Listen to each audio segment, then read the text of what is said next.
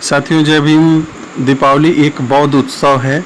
इसके बारे में आप लोगों को शायद ही पता हो, तो आप लोग हमारे वीडियो पर बने रहिए। और दीपावली उत्सव वास्तव में एक बौद्ध उत्सव है। दीपावली का संबंध राम या रामायण से किसी भी मायने में नहीं है, क्योंकि रामायण के अनुसार राम चैत्र माह में अयोध्या आए थे और उसमें इस श्लोक के माध्यम से बताया गया है, श्रीमान माशः पुण्य पुष्पितः कानः यौराज्य रामस्य सर्व मेव कल्पात्याम।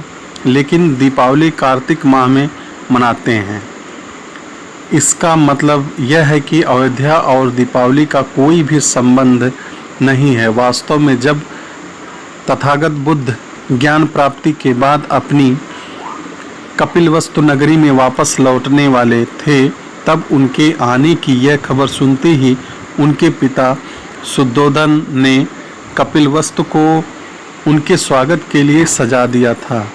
जब अश्विन माह में तथागत बुद्ध कपिलवस्तु आए तो शुद्धोधन अच्छे मिष्ठान बनवाए और रात को दीप जलाकर पूरी नगरी को रोशन से जगमगा दिया। खास बात यह है कि बुद्ध के जीवन की यह यादें अशोक काल में ज़्यादा तौर पर मनाई जाती रहीं। बुद्ध ने राजकाज त्याग कर जब चीवर धारण किया था, तो सम्राट अशोक और सम्राट हर्षवर्धन भी हर 5वें साल बड़ा उत्सव के रूप में मनाते थे और अपना संपूर्ण राजकाज त्याग कर कुछ दिनों के लिए भिक्षु बन जाते थे। राजा अशोक और जानियस नामक पुस्तक में इसका जिक्र है। बुद्ध की कपिलवस्तु नगरी भेंट को ध्यान में रखकर सम्राट अशोक ने भी अश्विन माह में 84,000 स्तूप बनाने का निर्णय लिया था और उसे अश्विन माह में ही पूरा कर दिया था। सभी स्तूप बनाने के बाद उन पर दीप जलाए थे। महावंश में वह नज़ारा ऐसा बताया है कि अशोक पाटलिपुत्र में खड़े होकर चमकते हुए सभी स्तूपों को देखने लगे और सारा जम्बू द्वीप रोशनी के चकचौध में चमक उठा। लोगों ने खुशियों में लिप्त होकर उसे दीपोत्सव के रूप में मनाने लगे। गिगर्टी महामसा के पृष्ठ संख्या 52 पर इसका जिक्र है।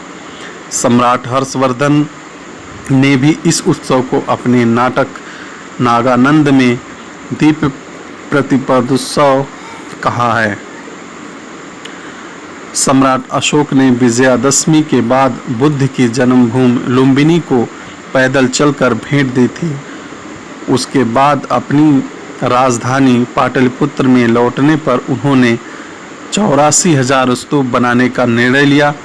लोग बुद्ध को बहुत चाहते थे, लेकिन दूर दराज के प्रदेशों से सभी लोग लुम्बिनी नहीं जा सकते थे। उस समय लोग बुद्ध की पूजा स्तूप के रूप में करते थे। लोगों को उनके ही प्रदेशों में बुद्ध का दर्शन हो जाए, इस उद्देश्य को ध्यान में रखकर अशोक ने बुद्ध के 84,000 वचनों को ध्यान में रखकर उतने ही स्तूप बनाने का ऐलान किया। इसकी शुरुआत उन्होंने धरती में वरास खोद कर किया, जिसे आजकल बसुबारस, जिसे कोनशिला का कार्यक्रम कहा जाता है। सम्राट अशोक का ऐलान सुनकर लोग लाखों की संख्या में राजधानी पाटलिपुत्र में इकट्ठा हुए और सम्राट के साथ साथ सभी ने अपनी अपनी पूंजी दान में दे दी। सभी तरफ से धन की इतनी बरसात हुई कि धन की बड़ी राशि जमा हुई। इसलिए लोग उस यादगार पर्व को धन की राशि यानी धनतेरस कहने लगे।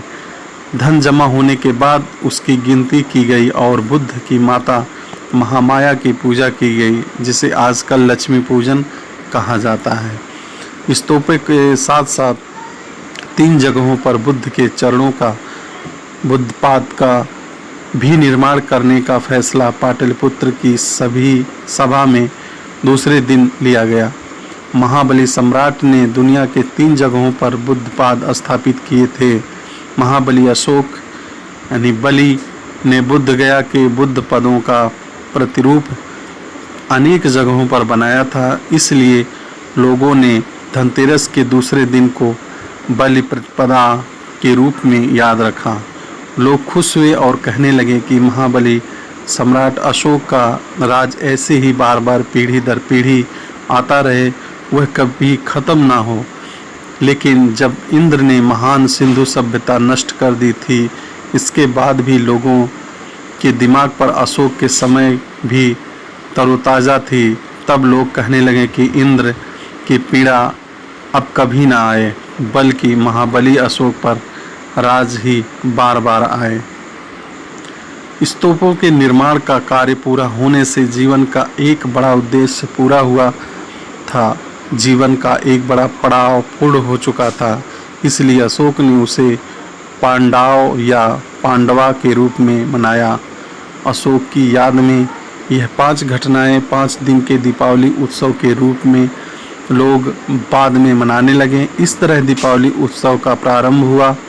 अशोक का महान इतिहास मिटाने के लिए अशोक के लगभग 1000 सालों बाद 8वीं सदी में वामन पुराण कथा लिखा गई थी।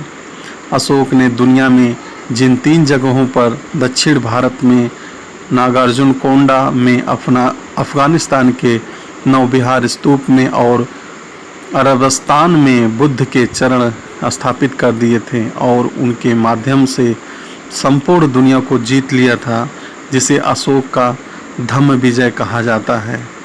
अशोक के धम्म विजय को भुलाने के लिए विष्णु ने वामन अवतार के रूप में 3 पदों में दुनिया जीत ली थी।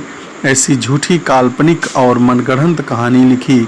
इस काल्पनिक पुराण कथा का और दीपावली का कोई भी संबंध नहीं है। वास्तव में दीपावली पूर्ण रूप से बौद्ध उत्सव है।